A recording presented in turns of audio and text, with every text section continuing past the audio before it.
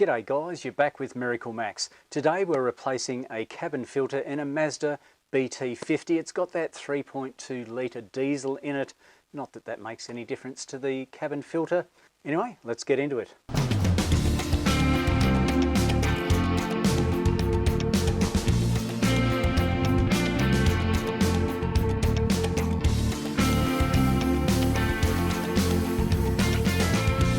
Not a hard one to access. We drop the glove box down a little bit, and of course then we come in through the sides here and just pull that down like that, and over the other side down like that.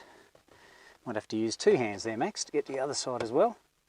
Oh, there we go. Oops, my bad. Right, and believe it or not, it's just tucked up there. We've got a cable tie with 4 million lengths on it by the looks of things, but the cabin filter itself is hidden in behind this bloke here. We just cruise in on there. It should pull out like that. I'd imagine this one will be fairly dirty actually, because the guy lives out in the country and it won't disappoint. Oh my goodness me. As I mentioned, this guy lives out in the country fairly well. A lot of greeblies in there. We've got half of Australia tucked in there as well. Even got a gum nut or two. It looks like mice poo. Yummy. Oh, that looks very much like mice poo. We might have to speak to the customer about putting some, poison in behind under the bonnet or something along those lines, because yeah, they're going to wreak havoc with wiring, etc. Those little fellas. All right, enough musing. Let's put in the new one. The cabin filter we'll be using today is a Westfield. You can see the part number down here is a WACF 0172. Not a sponsor of course, but trying to make your life a little bit easier. Let's chuck this filter into its little hidey hole. You can see here that there's an airflow arrow on it, and that coincides with our fan motor, our heater fan motor, and it draws it down through it. So the arrow has to face down. But in this case we've got to turn our little filter around sideways and slide him in like a DOS. Push him in, push him in, push him in. Everybody's happy. Then of course our little trapdoor goes on next.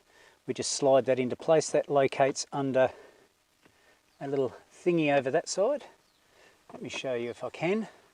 So there's a little piece that this goes in behind, and that should just clip into place like that. Once you've got all the customers' goodies in place, you should be able to just sneak it past those little locks that we had up before there and there. Just push it straight past and it should clip together nicely. As you know, I'm a great believer in just giving the floor mat a little bit of a clean up, so let's do that quickly. There we go, it's a fraction better than it was before. I'm not going to wipe it down or anything, but I did bash off all that dust, etc.